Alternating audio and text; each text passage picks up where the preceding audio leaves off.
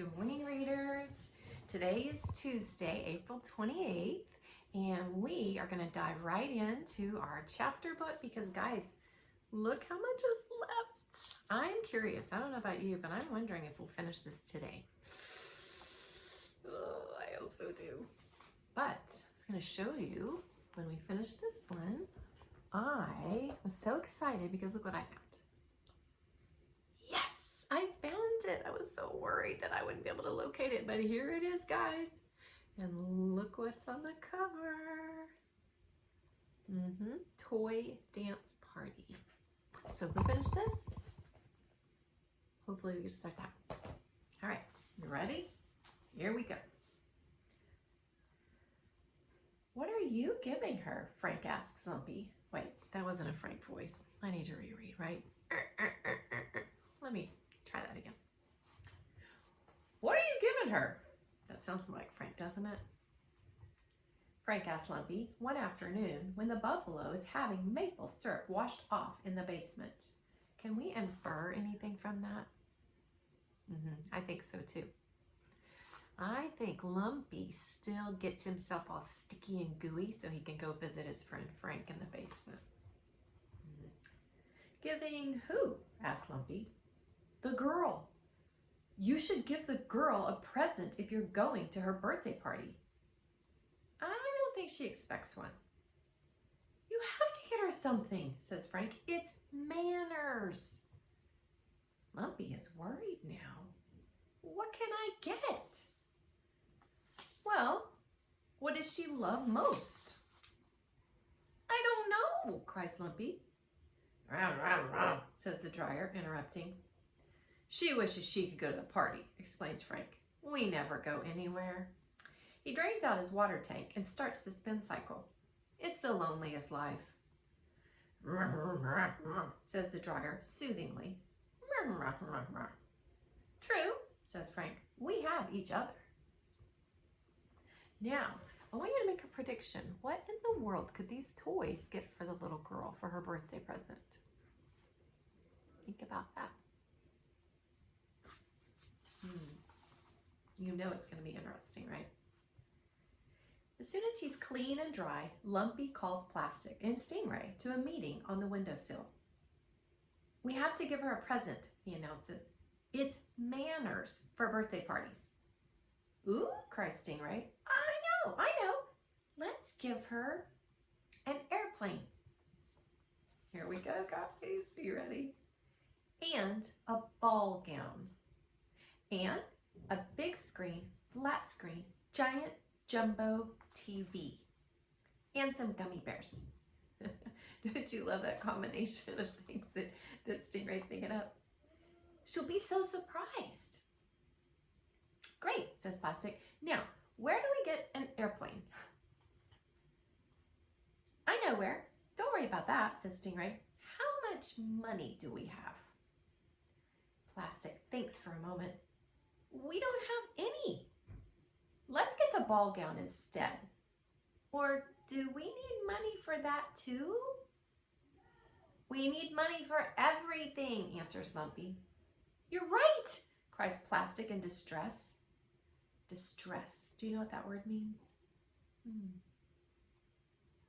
Think about that.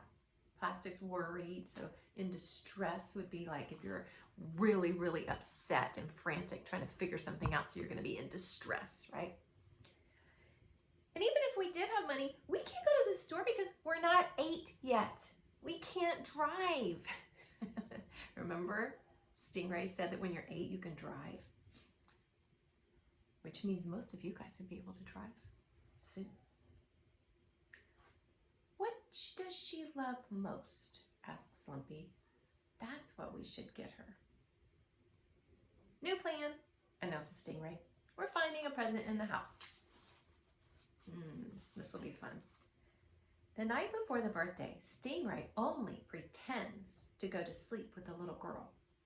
Really, she flops down onto the shaggy rug and organizes a serious present hunt.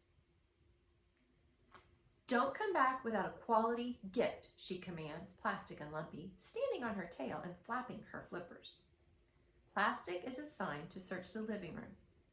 It's mainly grown-up stuff, but she finds some books that look interesting and a potted marigold. She bounces back upstairs and asks the toy mice to help her. They do, but they're quite crabby about it. They insist that their names go on the card if the books or the marigold get chosen to be the present. Do you think that's fair? Yeah, I do. Lumpy is in charge of the basement. There's not a lot down there. He finds a can of creamed corn. Wouldn't you guys love to get a can of creamed corn for your birthday? Among the cardboard boxes and carries it upstairs in his mouth. His jaw feels stiff by the time he gets back to the bedroom. Isn't that good writing? Describing how he feels. Gives me a good movie in my head. Stingray searches the closets. She almost gets squashed when a pile of sweaters falls on her head. And she bangs her flipper in a door. But she comes up with a blue t-shirt, a purse with snaps on it, and a hairbrush. When the items are piled in the center of the shaggy rug, the toys sit all three together, thinking. The best present is what she would love most, says Lumpy. Is there anything here? She likes blue, says Stingray. Who else is blue? Stingray. The blue t-shirt is good. I think it's you that likes blue, says Plastic with a gentle cough. Everyone likes blue, says Stingray. It's the best color. But she already owns that shirt, says Plastic. She wore it yesterday. She owns the books too, points out Lumpy, and the purse, and the marigold, and the hairbrush, and the corn, moans Plastic. This is terrible, cries Stingray. Why didn't I think of this? She's going to be angry. She's going to cry because she's got no present. She'll throw pillows at us and call us names and never invite us to any of her parties again. All because we couldn't find what she would love most. Or even a second-rate present on her birthday. I don't know about that, says Plastic. Why not? Because we're her best friends. She said so at show and tell. So she wouldn't throw pillows at her best friends. If we're her best friends, says Lumpy sadly, we should know what she would love most. You're right, says Plastic, we should. But Plastic doesn't know. And Stingray doesn't either. They sit there in silence for 7 minutes and 22 seconds. Then, in a flash, Lumpy thinks he knows.